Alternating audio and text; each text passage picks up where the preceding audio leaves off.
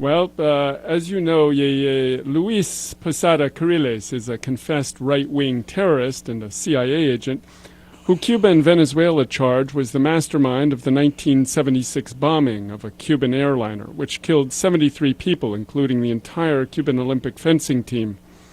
Posada also admits that he was involved in the 1997 bombing campaign of tourist hotels in Havana, Cuba, in which an Italian tourist was killed and many others injured. Posada has also been linked to numerous plots to kill Cuban President Fidel Castro. Posada illegally entered the United States in March 2005 and was arrested 2 months later on May 17, 2005. He was being held in a New Mexico jail until he was freed on bond this past April 19th. Last week, on May 8th, Judge Kathleen Cardone dismissed all 7 charges of violating U.S. immigration laws against Posada. Meanwhile, Washington continues to ignore repeated extradition requests from Venezuela, which wants to try him for the 1976 airline bombing, which Venezuelan authorities charge he planned in Venezuela. Decades ago, Posada worked for the Venezuelan secret police when that country had a right-wing government. Last Thursday, May 10th, in congressional hearings, Representative William Delahunt from Massachusetts grilled Attorney General Alberto Gonzales as to why Posada was not designated and treated as a terrorist. Today, Posada is living at his home here in Miami. With us to talk about this case of Luis Posada Carriles is Ricardo Alarcón, the president of the Cuban National Assembly, speaking to us direct from his office in Havana. We are also joined by Gloria La Riva, the coordinator of the National Committee to Free the Cuban Five in San Francisco. Welcome to you both. Are you both there? Yes. Thank you very much. I'm very glad to be with you again. Thank you. It's good to hear you again, Mr. Alarcón. Always a pleasure to have you here on the airwaves in Miami. I know you don't get the opportunity that often. Mr. Alarcón, Only through you. thank you. Mr. Alarcón, how does the Cuban government interpret the release from jail and the dismissal of charges against Luis Posada Carriles? Well, I would say that this is an insult to not just to the Cubans, but to the Caribbean people. Let me tell you something. That when Posada was arrested in Trinidad and Tobago in 1976, it was the result of the efforts of 2 Caribbean nations, Barbados and Trinidad and Tobago, 2 nations that had just achieved independence. These 2 small little island states in the Caribbean, newly born, showed at that time a very serious and very astonishing sense of dignity and independence when they simply tried to find out the truth about what happened. It was the first time in this area that a plane was blown up in front of everybody. And that was a shock, but they handled that in a very serious manner. Then we met at that time. Let me tell you this: I was ambassador from Cuba to the UN, but I was ambassador also to Trinidad and Tobago. I was there. I was present in the meetings that took place in Trinidad, convened by the Trinidadian government, and the whole nations involved in that affair decided that, well, the technical investigation was conducted brilliantly by Barbados. Through that investigation, they determined, with the participation of U.S. representatives, U.S., Canadians, because the plane was originally built by U.S. company, that was the property of a Canadian enterprise, that they did participate in that investigation. And the investigation showed that the destruction of the plane was the result of 2 bombs that were placed on the plane. Secondly, the Trinidadian authorities arrested two individuals that happened to be Venezuelans that had been in Barbados, that had left the plane before the explosion. And through the cooperation of both authorities of these two islands, they conducted the criminal investigation. But that investigation led to the discovery of the fact that two individuals living in Caracas, Venezuela, Luis Posada Carriles and Orlando Bosch, were the masterminds of that act. The two material authors of the attack were also Venezuelans. Then we agreed, Barbados, Trinidad, Cuba, Guyana, and Venezuela, that they should be tried in Venezuela. It is not Hugo Chavez demanding that these people, that Posada, be sent back to Caracas. No, it was an international decision. Don't forget also that the plane was Cuban, most of the passengers were Cuban, but also there were 10 Guyanese young people, Guyanese youngsters that were going to Havana to study medicine, to become medical doctors, to help others, to save lives. And these young people were killed, were destroyed by that incident. It was something very important for the people in the Caribbean. And when we are now looking at this situation in which the U.S. has finally found that guy who escaped from a Venezuelan prison, escaped from the trial that he was being conducted against him for this incident, and the U.S. just saying, no, we're not going to send him back to Venezuela. No, by doing that, they are ignoring international law, American law, but also they are insulting the victims and the entire Caribbean community. That's my reaction to that very unfortunate decision. And we're speaking to the president of the Cuban National Assembly, Ricardo Alarcón, who is a veteran of the July 26 movement, a long-time spokesperson for the Cuban Revolution. And we are also joined by Gloria La Riva, who is the coordinator of the National Committee to Free the Cuban Five. Mr. Alarcón, we have Gloria with us, too, just in the event that your phone line cuts off, as often happened in our last interview with you. But Gloria, there were demonstrations around the U.S. calling for Posada's extradition to Venezuela last Friday, May 11th, and there was also a demonstration here in Miami on Saturday, May 12th. Can you tell us a little bit about these actions? Yes.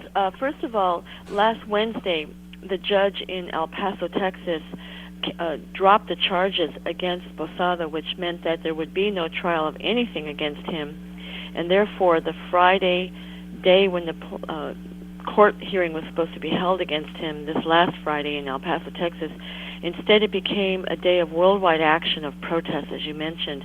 There were demonstrations in over 20 cities in the United States, from El Paso to New York, Washington, Chicago, Seattle, L.A., San Francisco, and in Miami, it was on Saturday, this past Saturday, May 12th.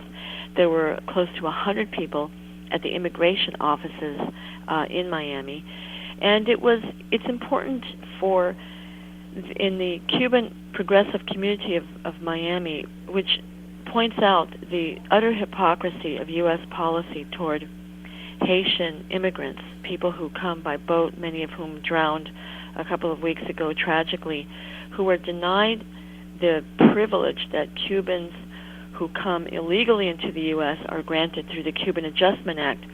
And yet a terrorist, as Posada, who entered illegally 2 years ago into Miami, has all immigration charges dropped against him, has been treated by the Bush administration as a special guest, but we see the very racist policy toward Haitians, Mexicans, and other immigrants. This really stands out. So in El Paso, Miami, part of the demand was immigrants, yes, terrorists? No. There is a reason why the U.S. did not want to try Posada, even under immigration charges, was because the defense attorneys of Posada said, if you put him on trial for anything, we will reveal that he was an employee of the CIA for more than 25 years. In other words, it was a sort of backhanded blackmail to the U.S. government, because it is true. His terrorist acts were carried out as an CIA agent. And that was the importance of having the demonstrations. The Miami protests received quite a lot of coverage. And Miami is now where Posada is. So the focus is on Miami and what will the city do with the terrorist along with his accomplice, Orlando Bosch, both residing in Miami with a handful of other very dangerous individuals. It's necessary for the total Miami community, Haitian, Cuban, African American, white, everybody to say, extradite this man, get him out of Miami and into Venezuela. And that's Gloria La Riva, the coordinator of the National Committee to Free the Cuban Five. And we hope that Mr. Posada and Mr. Bosch are following this broadcast. Mr. Alarcon, can you tell us a little bit about Posada's other exploits in trying to make terrorist attacks and attempts on President Fidel Castro's life? Well, the judge herself, in her decision, recalled that this man has been involved in the most infamous events that have taken place in this area in the last half a century, from the Bay of Pigs to the assassination of President John F. Kennedy. Those are her words. She described it more or less in a succinct paragraph. But this guy was never presented to a U.S. court because of any of those exploits. He was just presented as a person that has violated migratory laws and immigration laws in the U.S. Thousands of Haitians and thousands of people from other Latin American countries are expelled without any trial, without any process of law, without lawyers, without media attention, every day from the U.S., from your country, every day. This man has managed to get involved in a so-called immigration matter that was a trick by the U.S. administration not to try him as what he is, as a terrorist. It's a very long story. This is a man that has given interviews to the New York Times, to the Miami Herald. He has written a memoir describing his long story of involvement in anti-Cuban terrorists. But not only anti-Cuban, he had killed people in the U.S. territory. He had killed Americans. He has been involved in assassination, even in Washington, D.C., Orlando Letelier and Ronnie Moffitt and others in Miami. Many in Miami, hundreds of bombs total in Miami in the 70s. Then, I want to salute Gloria, because I know she's there.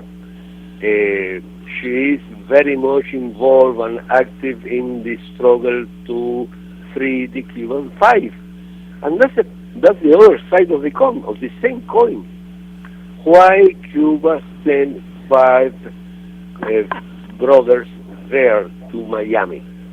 Because we had to learn, we had to find out what's going on, what are the plans of the terrorists, because the U.S. was not going to suppress their activities, to act in order to avoid terrorist attacks against our people, against Fidel Castro, but also against normal Cubans, common Cubans, street Cubans. And that's the substance of the story of the Cuban Five. They were indicted, prosecuted, accused and sentenced because they were involved in trying to find out the plans of the terrorists from Miami. That is written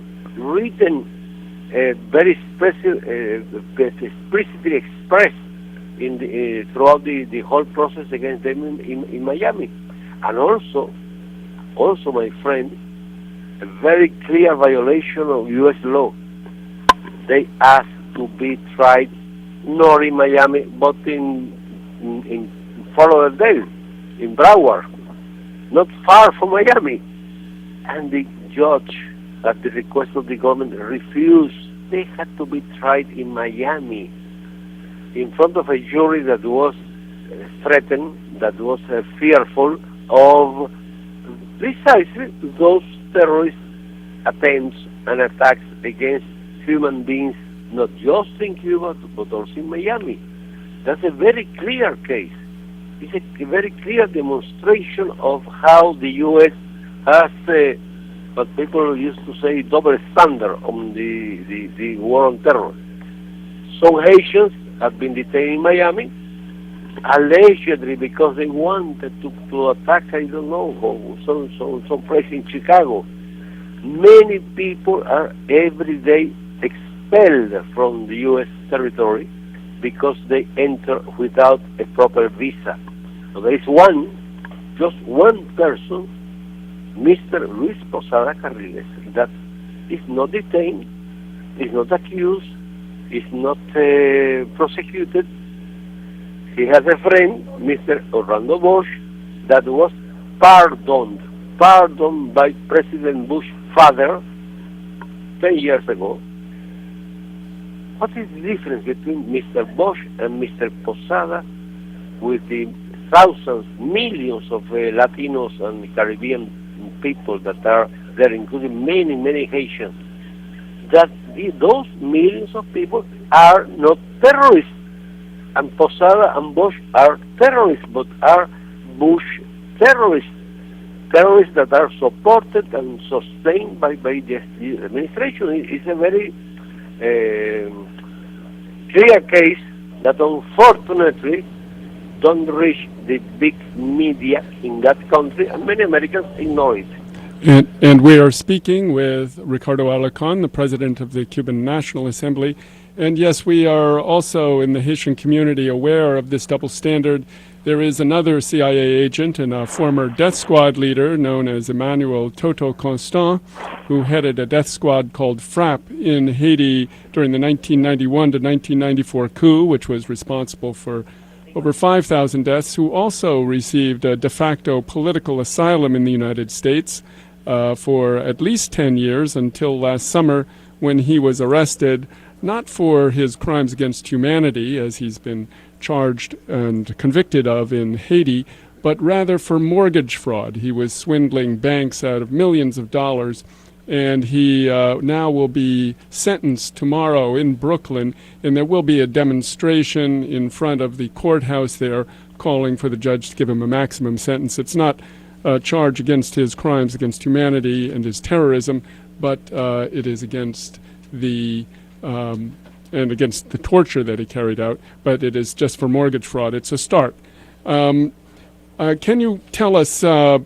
Alarcón, the Cuban Five have some possibility of another hearing this summer? Can you tell us about that? Or Gloria La Riva? Well, on August the 20th, there will be another oral argument in front of the Atlanta Court of Appeal. It has been going on for, it will be 9 years next September. They will have another argument in front of the appeal court, and we hope that in the not too distant future that court will finally make their determination. But it can go, you know, if you are not a terrorist, if you are not a member of the Bush clan, you can be there for years and years and years either going through a very complicated and manipulated legal process, like the fight has been going, or you can stay in Guantanamo Bay for years without any trial at all. That's a big problem. And what is the reason for that? The reason for that is that Americans do not know. Why? Because this evening you will turn to your TV set in Miami and you won't find a word about that. You may find stories about other court trials and so on, but never. If you are black, if you are Latino, if you are poor, you will not get through the media. And that's the really big challenge that we are facing. We are waiting. We are, of course, we have to handle that battle also, the legal battle, with our lawyers, with our friends, and it will be held this oral argument on August the 20th in Atlanta, Georgia, and let's see what happened there after the result of that. The determination of the Court of Appeals, of course, we will either continue appealing, or the government will appeal in case they were to be defeated. Let's see. Nobody knows what.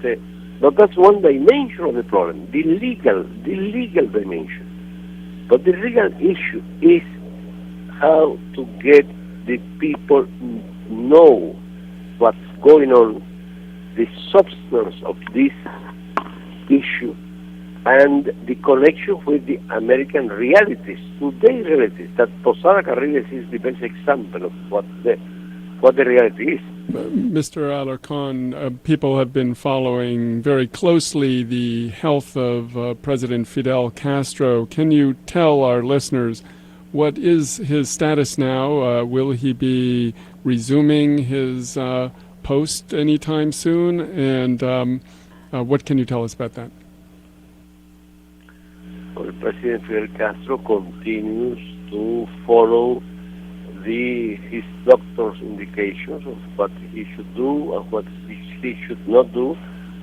He's recovering fairly well.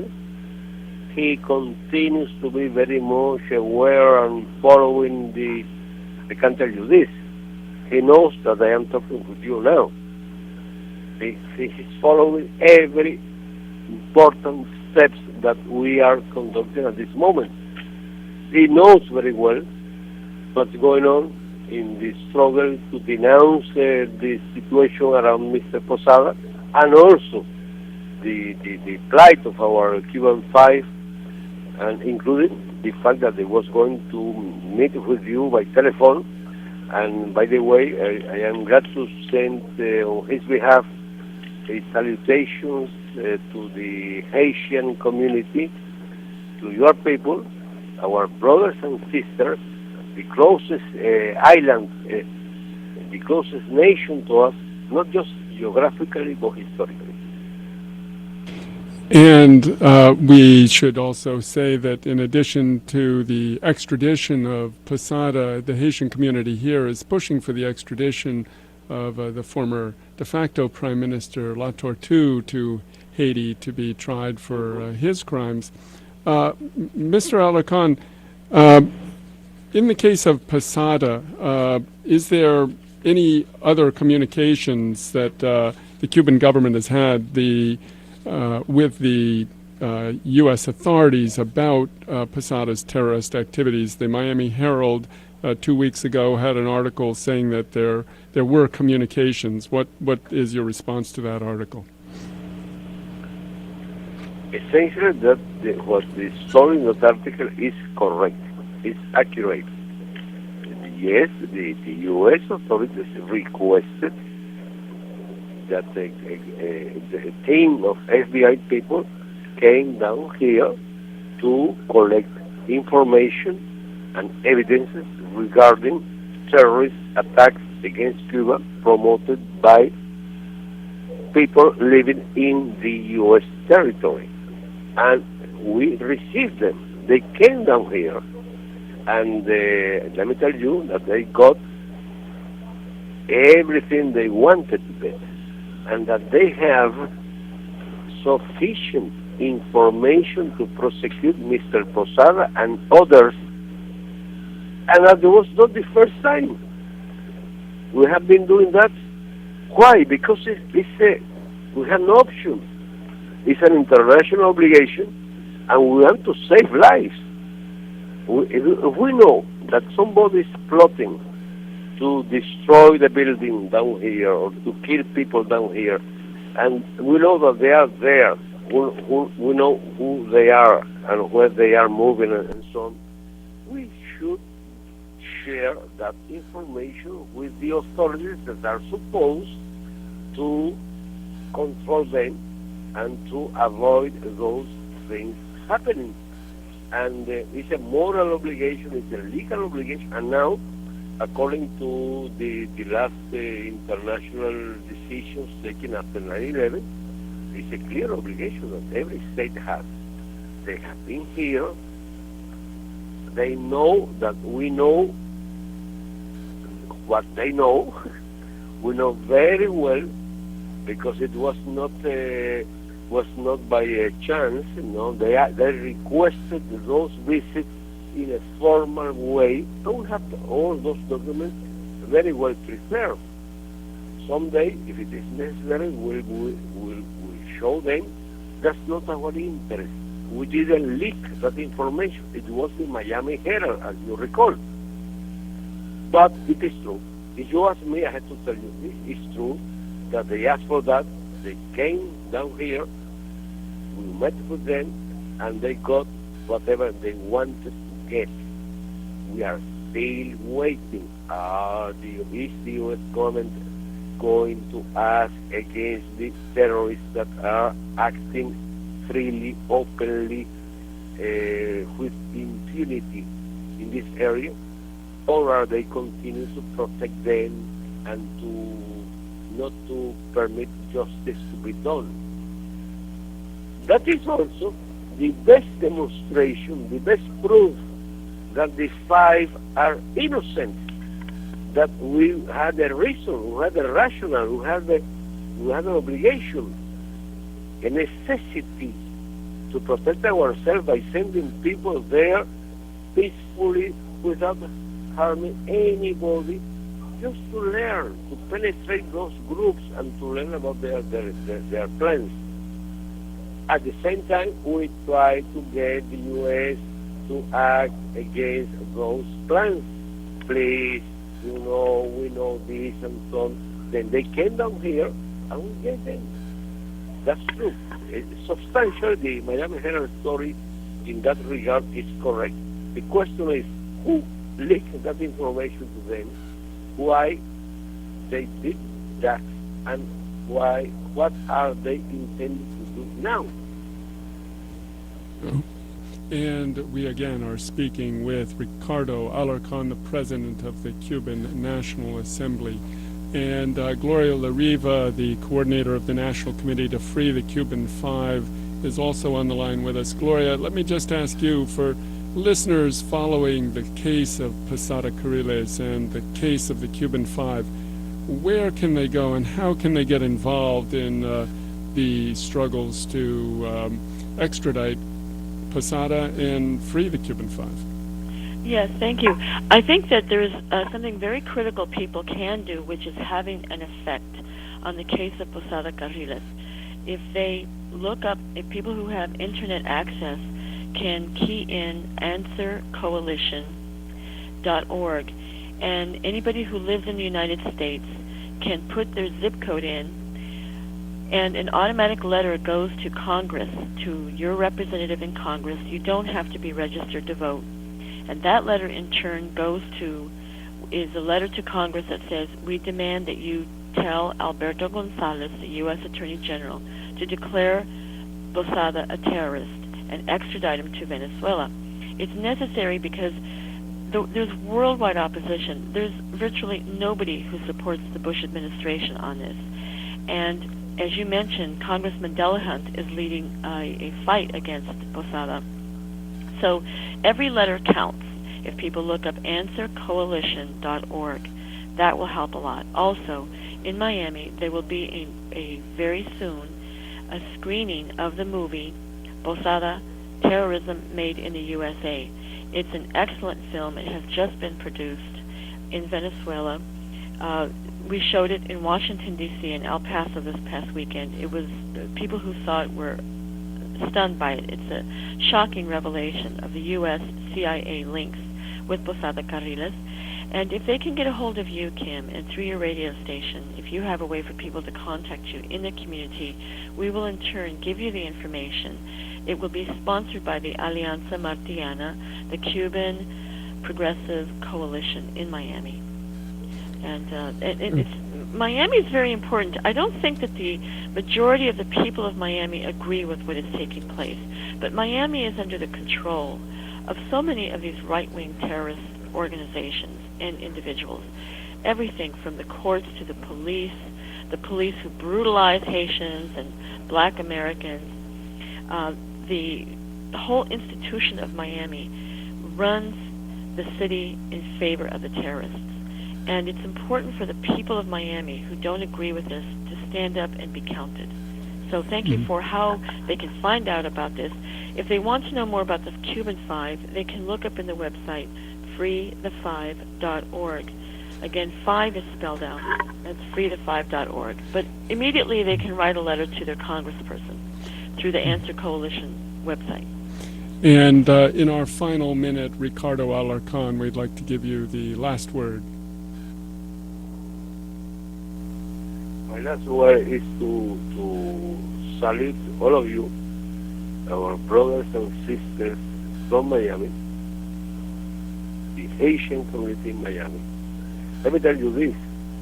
You interviewed me in July after President Castro got his health problems, and I read in some news outlets, commercial, that they refer to my statement to a Miami radio station, but it didn't mention that this was your station and that this was a station connected with the Haitian community.